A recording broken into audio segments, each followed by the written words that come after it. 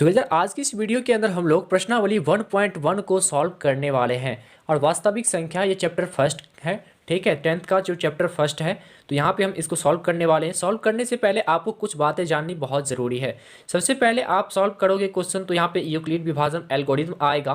तो सबसे पहले हम जान लेते हैं कि यूक्लिड विभाजन एल्गोरिथम आखिर होता क्या है। तो यूक्लिड विभाजन एल्गोरिथम का जो कॉन्सेप्ट है वो कहता है कि a बराबर बी क्यू प्लस आर। ठीक है, आखिर ये है क्या। और यहाँ पे जहाँ लिखा हुआ है कि 0 के मान के बराबर हो सकता है आर का मान, या तो 0 से बड़ा होगा आर का मान। और इसके अलावे देखें जो आर का जो मान होगा वो बी के मान से क्या होगा, छोटा होगा। ठीक है, कहने का अर्थ जो आर का जो मान होगा वो बी से छोटा हो सकता है। जिसके इधर मुंह खुला हुआ है वो बड़ा है। ठीक है, यहाँ पे बी बड़ा है। तो इतनी बातें आपको समझ में आई, नहीं समझ में आई तो देख लो भाई, ये हम बचपन से पढ़े आ रहे हैं। यहाँ पे मैं 3 को मान लो, यहाँ पे 3 है, 3 को हम 2 से यहाँ पे डिवाइड करते हैं। भाग तो आप लोगों ने सीखा होगा ना, तो भाग यहाँ पे बनाते हैं तो 2 एक एकान 2 हुआ और ये मेरा एक शेषफल बच जा रहा है। इसे हम क्या कहते हैं, ये मेरा भागफल होता था, इसे हम भागफल कहते हैं। और नीचे वाला जो बच जाता है उसे हम शेषफल कहते हैं, ये मेरा शेष होता है। और ये मेरा क्या है, ये मेरा, अब इसे हम कहते हैं भाजक, ये मेरा भाजक है। और 3 ये मेरा क्या है, भाज्य है ना। चलिए, ये चारों चीज़ तो आपको समझ में आ गया होगा कि भाजक क्या होता है, शेषफल क्या होता है, भागफल क्या होता है और भाज्य क्या होता है। अब देखो भाई, जब हम कोई भाग बनाते थे तो उसे चेक करने के लिए आप क्या करते थे, सबसे पहले ये भाज्य था तो मैं भाज को रख देता था। इसके अलावे क्या करते थे, ये 2 को हम इसे मल्टीप्लाई करते थे तो 2 एक एकान 2 होता था, तो 2 को हम भागफल से क्या करते, मल्टीप्लाई करते थे और फिर इसमें शेषफल को हम जोड़ देते थे। तो क्या बन जाता था मेरा, अब देखो यहाँ पे 3 का 3 हो जाएगा ये, और 2 एक एकान 2 और 2 1 प्लस 3। तो जब ये जो बराबर मान हो जाता था तो हम समझ जाते थे कि ये मेरा जो भाग बनाया हुआ है वो बिल्कुल सही है। बस यही तो है भाई साहब। यहाँ पे आप देखना कि कुछ इसी फॉर्म में आ चुका है। यहाँ पे ए बराबर क्या है, बी क्यू प्लस आर, इसी फॉर्म में तो आ चुका है। यहाँ पे आप देख सकते हैं ए बराबर बी क्यू प्लस आर, बस यही चीज़ है। ठीक है, और इसी के प्रयोग से आपको क्या करना होता है, महत्तम समावर्तक को बनाना है। ठीक है, तो यही चीज़, चलिए हम क्वेश्चन को अब सॉल्व। क्वेश्चन नंबर फर्स्ट मेरा है, फर्स्ट क्वेश्चन नंबर कह रहा है कि निम्नलिखित को यूक्लिड विभाजन का प्रयोग करके एचसीएफ ज्ञात करने के लिए कहा जा रहा है।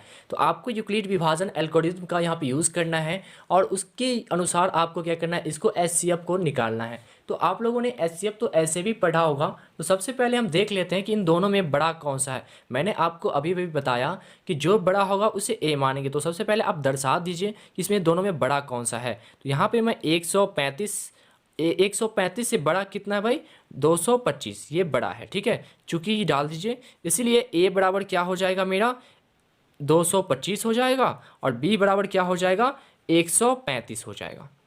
समझ में आया भाई साहब। अब देखना यहाँ पे यूक्लिड विभाजन एल्गोरिथम क्या कहता है। तो यहाँ पे आप लिख देना यूक्लिड विभाजन एल्गोरिथम। ठीक है, यहाँ पे आप लिख देना तो बेहतर रहेगा। तो यहाँ पे मैं लिख देता हूँ यूक्लिड विभाजन एल्गोरिथम। ठीक है, तो यहाँ पे मैं लिख चुका हूँ। इसके बाद आपको क्या करना है, यहाँ पे इसके फॉर्मूला को भी दर्शा देना। ए बराबर क्या होता है, बी क्यू प्लस आर। ठीक है, इतना कुछ करने के बाद अब आपको ए किसे मानना था भाई, 225 को। तो यहाँ पे 225 को मैंने ए माना है क्योंकि ये बड़ा है, तो मैं 225 लिख दिया। इसके बाद बी की जगह पे कौन सा लेना है, बी 135 हो जाएगा, 135 हो जाएगा। अब देखना आपको इसमें क्या करना है, डिवाइड करना है, इसमें भाग देना है। 135 को आप कितने दफ़ा लगाओगे तो ये कट जाएगा और जो शेष बचेगा उसको प्लस में लेके लास्ट में आपको लिखना है। सबसे पहले मैं इसे एक और तरीका आपको बताता हूँ। यहाँ पे 135 है, 135 है। आप इसको क्या कीजिए, महत्तम समावर्तक बनाइए। यहाँ पे 2 2 5 है। ठीक है, इसको महत्तम समावर्तक हम लोग जैसे बनाते थे बचपन में उसी तरीके से आपको यहाँ पे साइड में बना लेना है, कोई प्रॉब्लम नहीं। एक दफ़ा लगेगा तो 135 होगा। अब इसको हम घटाते हैं तो ये, अब घटाएंगे तो ये मेरा 90 बच जाएगा। 90 बचेगा तो हम फिर क्या करते थे है, और ये मेरा जो भाजक है हम क्या करेंगे, इसको अंदर ले लेते थे। तो 135 को हम अंदर लेंगे, फिर एक दफ़ा लगाते हैं, एक दफ़ा फिर लगेगा तो कितना हो जाएगा यहाँ पे 90। ठीक है, ये 90 हो गया। फिर इसको हम क्या करेंगे, घटाएंगे तो ये मेरा 45 बचेगा। 45 फिर से आपको क्या करना है, इसको लेना है और इसको अंदर डालना है, अंदर डालेंगे। अब 2 दफ़ा लगाते हैं तो 45 दूनी 90 हो जाता है, ये कट गया। कहने का अर्थ यहाँ पे एचसीएफ कौन सा होता था, जो भाजक है, मेरा भाजक 45 है तो HCF मेरा 45 होता था। अब इसी को थोड़ा सा फॉर्म में, इस फॉर्म में लिखना है जैसे यूक्लिड विभाजन एल्गोरिथम कहता है। तो 135 है, तो 135 को मैंने कितनी दफ़ा में गुना किया? एक दफ़ा में। एक दफ़ा में मैंने गुना किया तो कितना मुझे शेषफल बच गया? शेषफल मेरा 90 बच गया। ठीक है, ये मेरा ऐसे आप लिख दीजिए, चरण 1, चरण 2, चरण 3 ऐसे करके लिख दोगे तो आप तो बेहतर रहेगा। तो मैं यहाँ पे इंग्लिश वर्ड यूज़ कर लेता हूँ, स्टेप 1। ठीक है, स्टेप 1 मैंने कर लिया। इसके बाद हम लोग क्या किए यहाँ पे देखिए भाई साहब, यहाँ पे जो 90 था ये मेरा क्या है? ये मेरा शेषफल है। शेषफल क्या बन गया? यहाँ पे भाजक बन गया। तो इसी तरीके से और जो मेरा ये 135 था, यहाँ पे आप देखना कि ये मेरा 135 जो है यहाँ पे उतर चुकी है। तो 135 मेरा क्या है? ये भाजक है ना? ये भाजक है, लेकिन ये क्या बन गया? भाज्य बन गया। तो यहाँ पे इसी तरीके से ये मेरा अभी भाजक है, इसे भाज्य बना देंगे। इसको इस साइड लाना है। ठीक है, सिंपल सा आप इस साइड लेके आओगे, ये जो मेरा 90 है ये मेरा क्या बन जाता है? यहाँ पे 90 जो था मेरा क्या बन गया था? ये मेरा भाज्य भी बन गया था, सॉरी भाजक बन गया था। तो ये 90 को हम क्या करते हैं? यहाँ पे ला के रख देते हैं 90 को। अब 90 को मैंने कितने दफ़ा मल्टीप्लाई किया है? यहाँ पे 90 को एक दफ़ा मल्टीप्लाई किया, तो एक दफ़ा मैं 90 को मल्टीप्लाई करता हूँ तो कितना शेषफल बच जाएगा मेरा? 45 बच जाएगा। इसी तरीके से यहाँ पे आपको फिर से क्या करना है?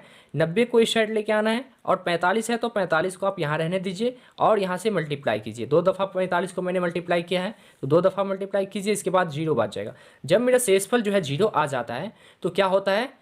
HCF मेरा फाइंड हो जाता है। तो HCF क्या होगा? HCF मेरा 45 होगा। ठीक है, यहाँ पे आपको लिखना होगा कि स्टेप 1, स्टेप 2, स्टेप 3। ठीक है, तो यहाँ स्टेप 1, स्टेप 2, स्टेप 3। इसके बाद चूंकि यहाँ पे आप लिख देना है ऐसे, चूंकि भाजक जो है मेरा कितना है? भाजक 45 है, 45 है। ठीक है, और शेषफल, अब और शेषफल, ठीक है, यहाँ पे आप लिख देना अच्छे तरीके से, शेषफल कितना है? 0 है। ठीक है, 0 है। तो इसीलिए अब यहाँ पे आपको नीचे में लिखना थोड़ा सा, इसीलिए HCF जो होगा मेरा वो क्या होगा? 45 होगा। तो इस तरीके से फर्स्ट नंबर क्वेश्चन आप बना सकते हो। ठीक है, ये मेरा आंसर हो गया। चलिए सेकंड नंबर क्वेश्चन देखते हैं। अब देखते हैं सेकंड नंबर क्वेश्चन है 196 और 38,220 दोनों में बड़ा कौन सा है आपको यहाँ पे दर्शा देना होगा। तो 196 से बड़ा है 38220। ठीक है, आप इस तरीके से लिख दो। इसके बाद आपको वही चीज़ लिखना है, यूक्लिड विभाजन एल्गोरिथम। ठीक है, यहाँ पे आप लिख दीजिए यूक्लिड विभाजन एल्गोरिथम,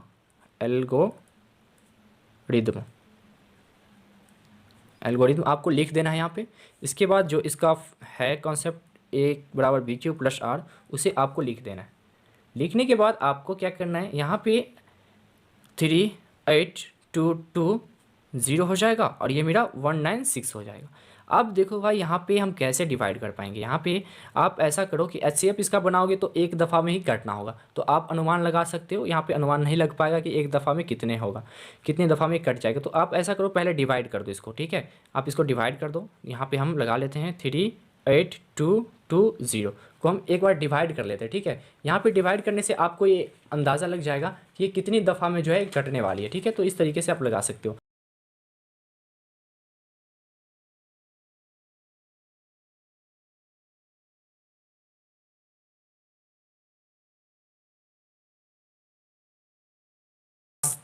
तीस हो गया, ये 3 बचा और 9 बचे 45। यहाँ पे 8 होगा, 9 होगा। ठीक है, यहाँ पे 0 0 ये कट गया, ये कट गया। तो यहाँ पे इस तरीके से आप देख सकते हो बना के। ठीक है, इसके बाद आपको क्या करना है? यहाँ पे एक दफ़ा में ही कट जा रहा है, तो यहाँ पे एक दफ़ा में ही कट जाएगा। तो कितना मल्टीप्लाई करना पड़ा? 195 टाइम्स इसको क्या करना? मल्टीप्लाई करना है।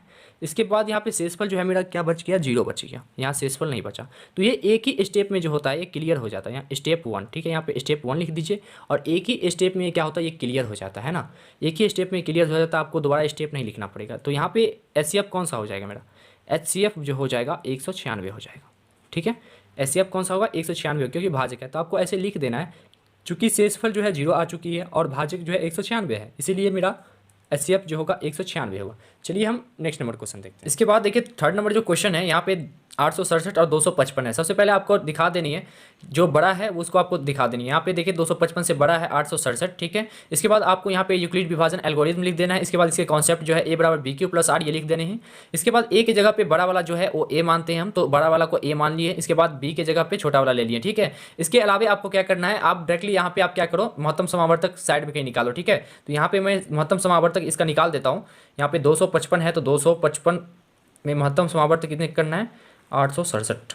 यहाँ पे आप महत्तम समावर्तक बना लो, ठीक है। तो 3 टाइम्स हम लगाते हैं, 3 टाइम्स लगाएंगे तो 5 15 1 बचा, 15 1 16 1 बचा, और 3 6 1 7, ठीक है, इतना बच गया। अब इसको क्या करते हैं, यहाँ पे घटा देते हैं, तो घटाएंगे तो कितना बचेगा, यहाँ पे 2 बचेगा, ये 0 बचेगा, ये 1 बचेगा, ठीक है। तो इसके बाद ये 255 को हम अंदर ले आते हैं, यहाँ पे आपको अंदर ले आना है, 255 को अंदर ले लाएंगे, और यहाँ पे आपको क्या 2 दफ़ा लगाते हैं, 2 दफ़ा लगाएंगे तो कितना हो जाएगा, ये 2 0 4 हो जाएगा, ठीक है। इसके अलावा ये 1 हो जाएगा, ये 5 हो जाएगा, ठीक है, ये कट जाएगा। इसके अलावा क्या करना है, 102 को अंदर ले आना है, तो 2 दफ़ा कट जाएगा 102, ठीक है। यहाँ पे कट गया कट गया कट गया, मतलब 0 शेषफल इसका बच गया, ठीक। तो HCF कौन सा इसमें होगा, HCF जो होगा 51 होगा। आपको ये साइड में कर लेना है, अगर साइड में भी कर लोगे तो कोई दिक्कत नहीं है, नहीं तो आप कर लेना यहाँ पे डायरेक्टली, यहाँ पे इस तरीके से आपको क्या करना है, साइड कर देना इसको, ठीक है। तो यहाँ पे इस तरीके से मैंने कर दिया। इसके बाद इसके थोड़ा सा हम देख लेते हैं। इसके बाद मैंने क्या किया, 255 है, 255 को मैंने कितनी दफ़ा मल्टीप्लाई किया, 3 टाइम्स, तो 3 टाइम्स मैंने मल्टीप्लाई किया, शेषफल मेरा 102 बच गया, है ना। इसके बाद इसको इधर लेके आते हैं, तो 255 को इधर लेके आ गया, और ये शेषफल है, इसको मैंने b की जगह पे ले आया। इसके बाद इसको मैंने कितने टाइम्स गुना किया, 2 टाइम्स गुना किया, शेषफल कितना बच गया इसमें, 51 बच गया, ठीक है। फिर इसी तरीके से b वाला को a बना देना है, तो 1 0 2 और 51। इसके बाद हम 2 टाइम्स इसको गुना किए, तो कितना शेषफल मेरा बचा, 0, ठीक है। तो यहाँ पे HCF कौन सा हो जाएगा, HCF जो हो जाएगा वो 51 हो जाएगा। आपको यहाँ पे लिख देना है, ठीक है, चूँकि शेषफल जो है 0 है और भाजक कौन सा है, 51 है। यहाँ पे आपको लिख देना है, भाजक कौन है, 51 है, इसलिए इसका जो HCF होगा वो 51 होगा, ठीक है। ये आपका आंसर हो जाएगा। चलिए सेकंड नंबर क्वेश्चन करते हैं।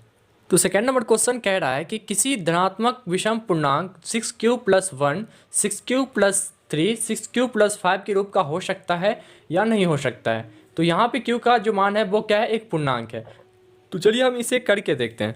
सबसे पहले आपको लिख देना है कि माना कि a एक विषम पूर्णांक है जो 6 से बड़ा होगा, ठीक है, 6 से बड़ा होगा। 6 से बड़ा क्यों होगा कि यहाँ पे b की जगह मैंने 6 लिया है, तो ये मेरा जो भाजक होता है वो क्या होता है, भाज्य से हमेशा छोटा होता है, ठीक है। इसलिए यहाँ पे a क्या है, a यहाँ पे क्या है, भाज्य होता है ना, यूक्लिड विभाजन एल्गोरिथम में a क्या होता है, मेरा भाज्य होता है। तो a का जो मान होगा वो 6 से बड़ा ही होगा। अब b जो है b बराबर 6q दिया हुआ है, ठीक है, तो b के जगह पे 6 लेंगे। इसके बाद देखिए तो आपको क्या करना है, शेषफल। तो शेषफल क्या क्या हो सकता है, आप अंदाजा लगाओ कि शेषफल क्या हो सकता है। अगर b का मान 6 है तो शेषफल क्या हो सकता है, या तो 0 होगा, या तो 1 होगा, या तो 2 होगा, या तो 3 होगा, या तो 4 होगा, या तो 5 होगा, ठीक है। 6 नहीं हो सकता क्योंकि शेषफल जो होगा हमेशा भाजक से छोटा ही होता है। तो आपको ये ध्यान रखना है कि शेषफल क्या क्या हो सकता है, 5 तक हो सकता है, ठीक है। 5 तक होने के बाद हम सबका मान क्या करते हैं, पुट करते हैं, r की जगह सबका मान पुट करते हैं। तो यहाँ पे आपको लिख देना यूक्लिड विभाजन एल्गोरिथम, ठीक है। यहाँ पे आपको लिख देना यूक्लिड विभाजन एल्गोरिथम, यूक्लिड विभाजन एल्गोरिथम यहाँ पे आपको लिख देना है। इसके बाद जो फॉर्मूले इसके होते हैं, इसके कॉन्सेप्ट a बराबर BQ + R, ठीक है। तो a बराबर BQ + R लिख दिया। अब यहाँ पे आपको लिखना है केस 1, ठीक है। तो यहाँ पे मैं लिख देता हूँ केस 1। केस 1 में क्या करना, r का मान हमको 0 पुट करना है। इसी तरीके से सभी का मान पुट करते जाना आपको, ठीक है। तो a बराबर क्या हो जाएगा, 6, b की जगह 6 हो जाएगा, q एक पूर्णांक होगा, कोई भी हो सकता है। इसके बाद क्या है, 0 है, तो यहाँ पे क्या हो जाएगा, a बराबर 6q हो जाएगा, ठीक है। ये क्या होगा, एक सम संख्या होगा। अब क्यों होगा सम संख्या, अब बताओ कि ये सम संख्या किसे कहते हैं, जो 2 से डिवाइड हो। मान लो यहाँ पे 6 है, अगर 6 की जगह पूर्णांक q है तो 3 भी हो सकता है, 2 भी हो सकता है, 4 भी हो सकता है। तो मान लो अगर 3 है विषम, जबकि 3 क्या है, एक विषम पूर्णांक है, ठीक है। तो यहाँ पे छतरी कितना होगा, 18 होगा। तो 18 क्या है, एक सम संख्या है। ये क्या है, सम संख्या। तो सम संख्या को अगर विषम संख्या से भी गुना कर देंगे तो ये क्या होगा, सम संख्या ही होगा। तो यहाँ पे इसी तरीके से 6 क्या है, मेरा सम संख्या है, उसको विषम संख्या से भी गुना करेंगे तो भी सम संख्या होगा, और सम संख्या से गुना करेंगे तो भी सम संख्या होगा, ठीक है। तो इस तरीके से आपको यहाँ पे याद रखना है, ठीक है। इसके अलावा फिर केस 2 में आएंगे हम लोग। तो यहाँ पे आपको लिख देना है केस 2, r बराबर क्या पुट करना है, 1 पुट करेंगे। अब 1 पुट करेंगे तो क्या होगा, a बराबर मेरा BQ हो जाएगा, सॉरी 6q हो जाएगा, और 1 हो जाएगा। अब देखो इसमें क्या होगा, ये मेरा विषम संख्या होगा। अब क्यों होगा विषम संख्या, अब बताओ कि यहाँ पे मेरा सम संख्या था, 6q क्या है, एक सम संख्या, ठीक है, सम संख्या होगा क्योंकि 6 क्या है, सम संख्या, 6 मेरा सम संख्या है। और सम संख्या में 1 जोड़ दिए, जैसे मान लीजिए यहाँ पे कितना हुआ था कि 6 को हम 3 से गुना किए थे तो कितना हुआ, 18। 18 में अगर 1 जोड़ देंगे तो क्या हो जाएगा, ये 19 हो जाएगा। ये क्या है, मेरा विषम संख्या होगा। मान लो 6 है, यहाँ पे 2 है, 2 एक सम संख्या है, 6 भी एक सम संख्या है, ठीक है। q के जगह पे मैंने 2 ले लिया, तो यहाँ पे कितना हो जाएगा, 12 हो जाएगा। अब 12 में 1 जोड़ेंगे तो ये 13 हो जाएगा, है ना। 13 हो गया, तो 13 क्या है, एक विषम संख्या, ठीक है। इसी तरीके से आप यहाँ पे दिमाग लगा सकते हो कि 6q में अगर 1 जोड़ देंगे तो क्या हो जाएगा, विषम संख्या हो जाएगा, ठीक है। इसके बाद यहाँ पे केस 3 में आना है आपको। यहाँ पे मैं लिख देता हूँ केस 3। इसके बाद आर का मान जो है कितना पुट करना होगा आपको, आर का मान जो आपको 2 पुट करना है। तो ए बराबर क्या हो जाएगा 6Q प्लस 2। ये क्या होगा, ये मेरा क्या होगा, ये मेरा सम संख्या होगा। ठीक है, अगर यहाँ पे सम संख्या में सम संख्या को जोड़ेंगे तो सम संख्या ही होगा। तो सम संख्या किसे कहते हैं, विषम संख्या किसे कहते हैं, इसका वीडियो मैंने एक अच्छे से बना दिया है इसके इंट्रोडक्शन क्लास में, लिंक आपको डिस्क्रिप्शन में मिल जाएगा, वो वीडियो देख लीजिए, काफ़ी यूजफुल है। ठीक है, तो इस तरीके से यहाँ पे हो गया। तो आप देखिए यहाँ पे क्या है, विषम संख्या वाला कौन सा आया, एक ये आया, तो इसको समीकरण फर्स्ट मान लीजिए। ठीक है, ये अब तो सम संख्या है, ये भी सम संख्या है, तो इसको नहीं मानना है। इसके बाद चलिए आगे देखते हैं, आगे हम पुट करते हैं। अब पुट करना है मुझे, तो केस 4 आते हैं। यहाँ पे केस 4 में देखेंगे आर का मान अब हम 3 पुट करते हैं। ठीक है, तो ए बराबर क्या हो जाएगा, यहाँ पे ए बराबर हो जाएगा 6Q प्लस 3 हो जाएगा, है ना, 3 हो जाएगा। तो ये क्या होगा, ये मेरा विषम संख्या होगा। ठीक है, ये मेरा विषम संख्या होगा, तो इसे आपको समीकरण 2 मान लेना है। ठीक है, इसी तरीके से केस 5 में देखते हैं। केस 5 में आर बराबर क्या होगा, यहाँ पे 4 पुट करना है। आर बराबर 4 पुट करेंगे तो क्या होगा, ए बराबर होगा 6Q प्लस 4 होगा। इसी तरीके से ये क्या होगा, मेरा सम संख्या होगा, क्योंकि ये 6Q क्या है, एक सम संख्या है, और सम संख्या में सम संख्या को जोड़ेंगे तो सम संख्या ही होगा। ठीक है, तो ये मेरा सम संख्या, तो इसको मुझे समीकरण नहीं मानना है। इसी तरीके से आपको केस 6 लेना है। केस यहाँ पे 6 लेंगे तो आर बराबर क्या होगा, आर बराबर यहाँ पे आप देखो आर बराबर 5 पुट करते हैं यहाँ पे। ठीक है, आर बराबर 5 पुट करते हैं, तो ए बराबर क्या हो जाएगा 6Q प्लस 5। यहाँ पे देखिए ये विषम संख्या होगा। क्यों होगा विषम संख्या, अगर सम संख्या में विषम संख्या को गुना करेंगे तो सम संख्या होगा, लेकिन सम संख्या में अगर विषम संख्या हम जोड़ेंगे तो मेरा विषम संख्या होगा। ठीक है, इसे आपको ध्यान में रखना है। तो ये मेरा क्या होगा, विषम संख्या। अब यहाँ पे आपको डायरेक्टली लिख देना है कि समीकरण 1, 2 और 3 से कोई धनात्मक विषम पूर्णांक जो है 6Q प्लस 1, 6Q प्लस 3 और 6Q प्लस 5 का रूप का जो है हो सकता है। ठीक है, लास्ट में आपको ये लिख देना है। चलिए, अब जो भी क्वेश्चन बचा है नेक्स्ट वीडियो में हम लोग करेंगे। ठीक है, तो सब्सक्राइब करके बेल आइकन को प्रेस कर लीजिए ताकि मेरा कोई भी वीडियोस आपके पास आ जाए। ठीक है, तो चलिए मिलेंगे नेक्स्ट वीडियो में।